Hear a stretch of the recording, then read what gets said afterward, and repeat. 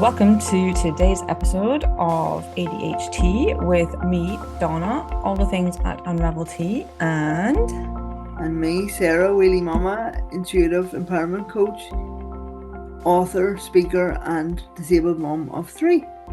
Join us today as we talk about whether childhood diagnosis is helpful or a drawback, school life, and how our ADHD brains influence decisions or not, and how Donna and I are basically two halves of the same coin. So, Sarah, what is in your cup and what is on your mind? Today in my cup I have an espresso, Paris espresso from my Nespresso coffee machine, not sponsored by Nespresso. And on my mind today is thinking back to my childhood and all the little stories and memories that I actually don't have. Believe it or not, there's a lot of gaps in my childhood memories, and just kind of speaking to you when you share a lot of memories and things, and I'm like, there's a lot of things that I don't actually remember. So yeah. What's on your mind and what's in your cup today, Donna? In my cup today is Scottish tea. Nice. I have been trying to get out of the mentality of I must save the special tea for a special occasion. It's special. But, when is a special occasion? Surely every day is special because, Being you're here alive is a and present. special occasion. It does sound a bit cheesy, but it is the case. And with teas, some of them do degrade over time. So drink the tea, enjoy the tea. That's what it's there for. 100%. And for me, my version of that is wear the clothes that you feel really nice in and really good in, because every day being alive is a special occasion. Yes, I like that. I like that. Yeah, it's interesting because I am terrible for hamstring away tea. Going, oh, yeah, this is the last 5 grams. And then my other part of my brain's like, yes, but it might not taste as good in however long. And then it's like, but then I won't be able to taste it again. And I have this big, massive argument with myself in my head. Plus, you can make your own blend, so like, Yes, I know, but it's not the same. Like every time, it's a little bit different. So yeah, I suppose that's also what's on my mind. There you go, 2 for 1. I was actually also thinking, so I have a little bit of an agenda today as well. I was speaking with a friend and we were discussing about ADHD brains and everything as well. And she is also not diagnosed officially. And she's kind of on the fence. It's really interesting talking to her. So she was saying that it was really nice to not feel like you're different growing up because she never knew. And it's actually the same with me. And I had never looked at it from that point of view before, like, in the other point of view, like other kids going, oh, this person is special needs. I don't know about yourself, like in school, but we had maybe 3 other kids in the class who used to go to like the what's it, special needs sort of bit. There was like a classroom that was sort of separate and they would go there. I'm not even sure how I feel about the phrase special needs. Yeah, I It's felt like, a bit icky feeling like yeah, that, but I'm using those words because yeah, no, but that's what it was. That's what mhm, it was turned. that's what it was called. Yeah, That was what it was called in the 80s. I just need to put that in. yeah. That's Even now, it's like SEN, special educational oh, needs. So was it? All right, it's okay. not, it's no different, like, Okay. really. But well, I suppose special educational needs maybe is slightly softer. Maybe, I don't know. I think from my understanding, she felt that it was better to not feel like that and not feel othered by the other children in the class. But I think there's also the kind of other aspect of it of but if I had known, then I would have given myself more space and not beating myself up about not being able to do things. So Yeah, it's a very much a double-edged sword, and I don't think that there is one best way of doing it. I think it's more like a case by case, would this child at this point be better off being diagnosed or even, understanding that there's nothing wrong with being different. I personally think I would have been better off knowing, but when I was in school, there was no provision, there was no nothing. We had no, I mean, at that time, they didn't even think that girls could have ADHD. wow. There we go. That's how old Um, I am. That's why there's so many women now of our age Mm-hmm. being diagnosed because we were completely like it wasn't even a recognized thing back in Mhm. our childhood. Wow. Mhm. But it's interesting because she's actually she's a bit younger than us. So even with that, like even with more years between us, it was still that was still the situation. When I got my diagnosis and I told my family, I was told, "Oh yeah, we always knew that your brain worked differently." And I was like, "But I didn't." Yeah, it's funny, isn't it? I don't know. I think for me, obviously, I grew up with a physical disability, so Mm, I often think, had I known back then, had I had the diagnosis and it was all official, even though I only realised about 2 months ago that cerebral palsy is actually a medical mm, neurodiversity as well, mhm, which then it all makes sense. But and even though like it is all a brain disability, but I never joined the dots until very recently. But I wonder if I had been dealing with the mental and physical openly and like confirmed, diagnosed, that might have been too much for me back then. It might have been a lot. Although then, knowing the child that I was, I probably would have been like, screw you all, I'm just going to do it anyway. And just, so yeah, who knows? But then I also firmly believe and I live and by this mantra that everything happens for a reason and everything happens in the time that it's meant to. We are where we are and we're the people we are because of that. Yeah, I suppose, and that's one of the reasons why we do this podcast is so that people can educate themselves, validate themselves and their feelings and emotions, and do better for the next generation, I guess. But yeah, it is a very interesting topic. And as you say, I don't think there is a right way or a wrong way to do it. It's about each child's individual self and what is best for them because mm, some kids happily embrace the diagnosis and go, yeah, this is who I am. Now it mhm. all makes sense. Some kids would crumble under a diagnosis if it wasn't explained and communicated to them in the right way and in a sensitive way. So it's just, I don't think there's a one approach that is best for, like, as best practice, if you like. I think what is best will depend on the child and the family circumstances. But it's interesting because this actually goes against what I was saying because it goes against my whole hey, I just didn't do anything, I didn't stand up for myself, but actually I have an example of when I did. So we'll go there. I'll just be a big massive contradiction to myself. Like I didn't really feel any pressure regarding kind of subjects and things like that to take in school. I wasn't trying to be in a class with my friends. There was nothing like that because a lot of the people that I went to school with, being around them made me feel like I didn't fit in. I just did my own thing. So actually, I was told I had a careers advisor, and they were like, "Oh, you need to go." I was really good at doing like sciencey things, chemistry and Mhm. biology specifically, and they were like pushing me to go in there because it was a serious thing, and there's not many women in there because she was actually female, the careers advisor, and they were pushing me so hard to do that, and I really liked art. So I did all the boring subjects that you're supposed to do, so all the sciences, and then English, math, and all the things. Then year after, I did art, and more art. So that my final year, my sixth year, you kind of get assigned a number for every class that you do. So you need to have a certain amount of a Points. certain score to actually Yeah. stay in school, Hmm. and I didn't have that score. But I had been switched to another. It wasn't a careers advisor. There was somebody who was supposed to look after you. What were they called? Like, Like the pastoral care.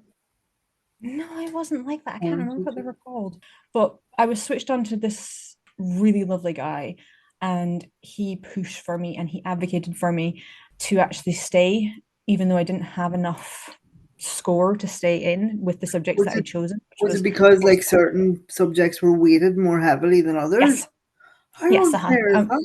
and because I'd chosen mostly creative things because that's what I Yeah. actually wanted to do. He pushed for me and he was amazing. And I'm really annoyed because I'd been put into a different timetable. I actually ended up going back to my previous teacher person that was supposed to advocate for me that was pushing me to do the sciences. It was really annoying. Mm. But anyway, I'm very grateful to him for listening to me and not making me do the boring sciences. Which goes But back yeah, to our I previous massively. episode on support. That's another Mm-hmm, example of how mm-hmm, support is critical mm-hmm, to mm-hmm. your future and everything. But yeah, it was due to him that I was able to stay in school and not do like further science things.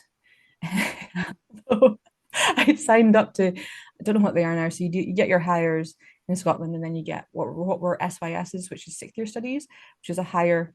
And I'd signed up to SYS biology, and just so stupid. I didn't do my homework over the holidays, so I decided to drop it.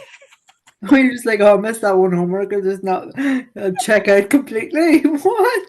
Over one homework? Perfectionist tendencies much? And did you, was it like, did you have a subject, did you have enough that you could afford to drop one? Or did you just No. like, oh my God? But it was kind of like he was, as I said, that teacher, he kind of still supported me staying in and doing the creative side of things, so it was okay.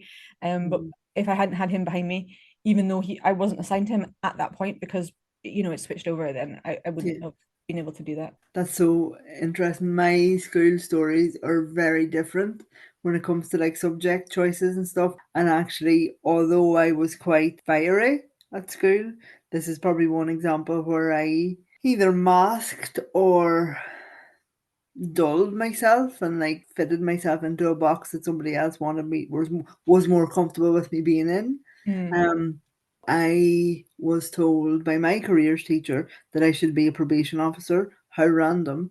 But anyway, I know, those things. I don't know if you had them, but like it was like a computerized test where you put in, it was like nearly like mm, a personality or strengths and weaknesses profile or mm, something. mm, And it spat out a few different things, but the one that she latched onto was probation officer. And I was like, probably not. No, like I have no desire to work in the justice system. It's not, even though I do have a really strong sense of justice, but no, it just wouldn't have been for me. But then everybody was, I don't even really know what it was that I would have wanted to do. Well, to be honest, if I had no barriers, I would have wanted to be in the performing arts. That was always my thing. Even when I was like 3, 4, 5, I wanted to be a mm, dancer, which let's be honest, it was a bit of a stretch. But if nothing was any barrier, that's what I would have gone down the road of performing art. Obviously, that wasn't an option, so I really listened heavily to what they told me to do, and the mm, easiest way, rather than them kind of think outside the box or do anything creative or anyway reasonable adjustments or any of that stuff, was, mm, oh, do IT. IT's a stable career. You can do it mm, sitting down. It's, go down that road. So I went blindly into IT and it bored the absolute brains out of me. I wasn't in any way inspired by it, but it was like, I'll do it because they've said it's stable. You can earn lots of mm, money. It's fine. So much to the point that it went right to university. I did IT in university as well. And when I graduated, I vowed I would never touch another computer the longest day I lived because it wasn't like, you can see that's going really well. Not. I really listened and leaned into and molded myself into the shape that they wanted me to be back mm. then. And also, whenever I was doing my A levels, so I don't know if that's your version of, what did you say, SYT or Yeah, it probably is. I think is A levels 2 years, or is it 1 year? yeah. So Yeah, yeah, six yeah. and So seven. SYS would probably be. I think it's actually a bit higher than A levels. I'm not too sure. I don't think they even exist anymore. Actually.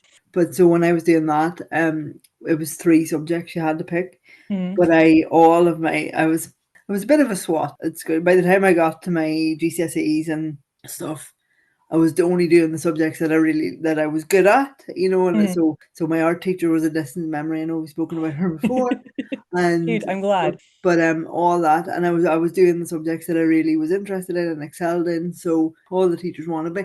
Now I'm looking back at that now with my adult brain, going, did they all really want me, or were they getting some kind of a grant and subsidy for having me in the class? Oh, Don't know. okay. I don't know. That maybe that's me being cynical now, but back then it was a real boost to my ego. It was like they all want me in their Mm, class for A level. This is really good.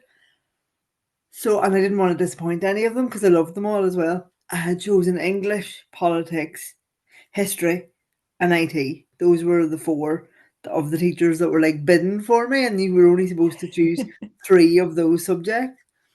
And I was like, well, I really want to do politics and I really want to do history. I really wanted to do them all. So I refused to pick. I was like, I'm going to sign up all four of these classes because I don't want to disappoint them all. And I genuinely do enjoy all these subjects. And the principal of the school literally followed me around for 2 full days and sat in the back of the classroom and was like, I'm not going to leave you alone until you make a decision of which one to drop. And I said then, so I waited up and I was like, right, okay, probably out of them all, probably English is the one to drop. The only way that I could do it was which one is furthest to walk to. So I literally went into physical effort and I was like, so that classroom is quite far away. So I'll drop that subject based on that. Like me dropping English when I look back now.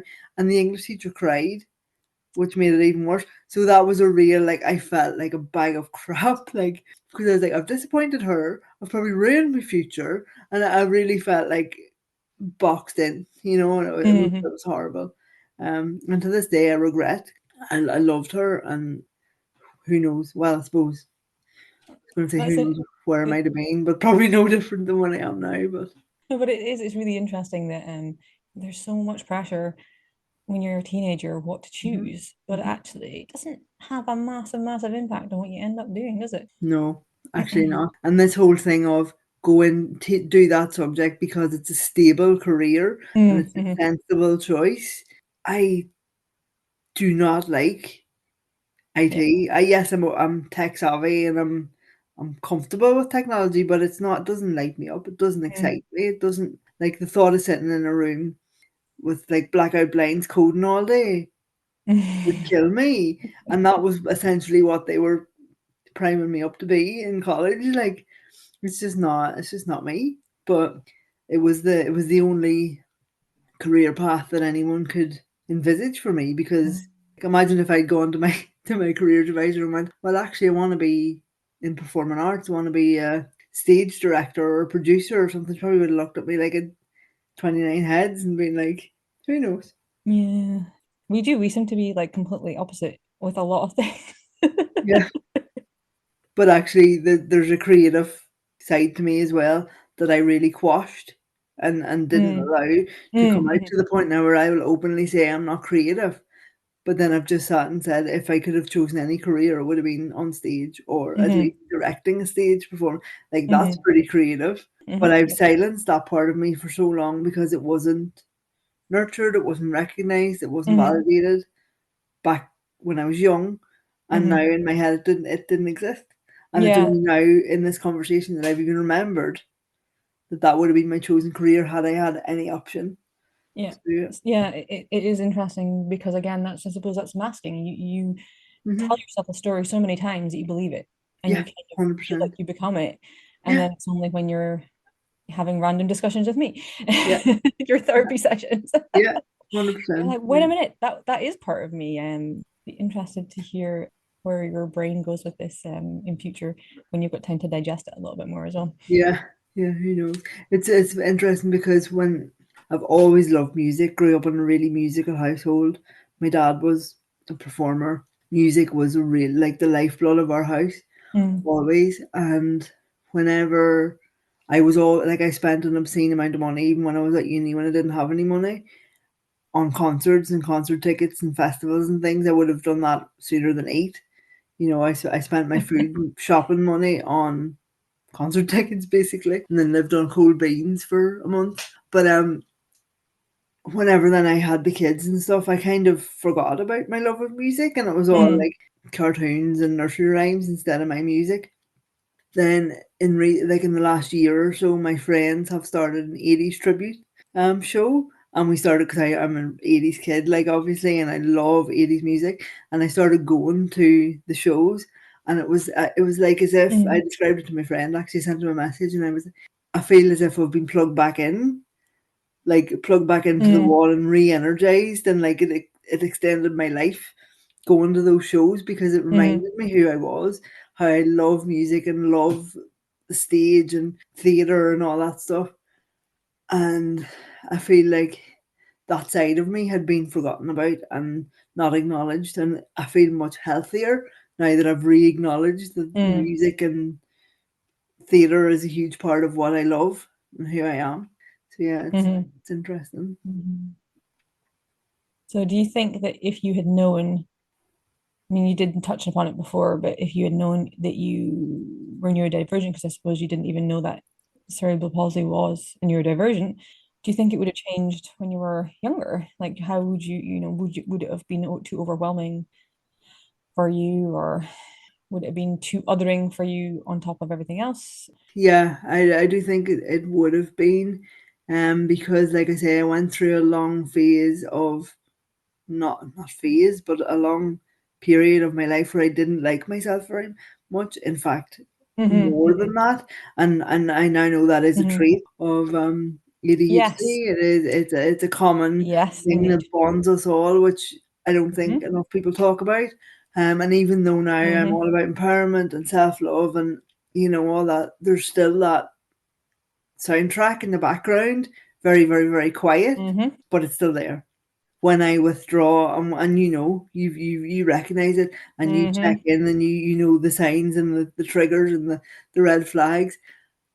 When I allow the volume on that to go up too loud, that's when I withdraw from everything and everybody.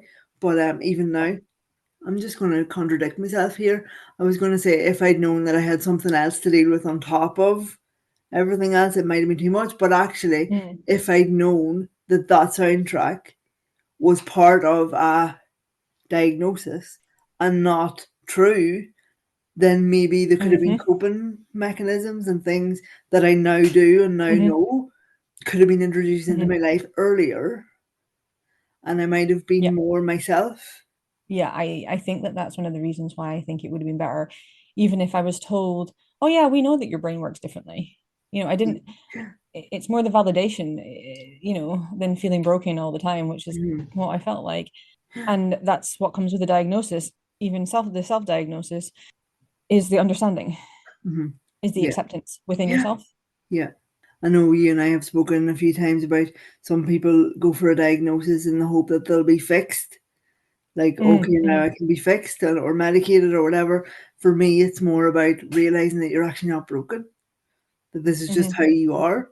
You're not broken. You don't need to be fixed. You just need to understand better and help other people with the knowledge that you then have, help other people to understand you better so they can better connect with you and relate to you and have healthier Mm-hmm. relationships and all those Yeah. and better communication. Thank you so much for listening. Today we talked about whether childhood diagnosis is a good thing or a drawback. And how we are completely different in how we respond to a lot of things, kind of weirdly, because everything we seem to have experienced, you've got the opposite of experience of me. So yeah. Yeah, we're like two sides of the same coin. Yeah. So thank you very much for listening to this week's episode of ADHD. As always, you can find me across all the Unravel Tea socials, mostly Instagram.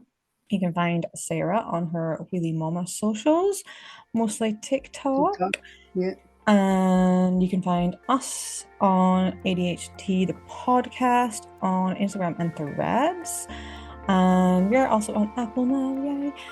But yes, thank you very much for listening, and we will catch you next week. Bye. Bye bye.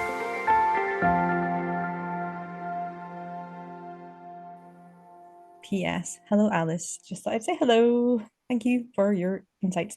Okay, bye.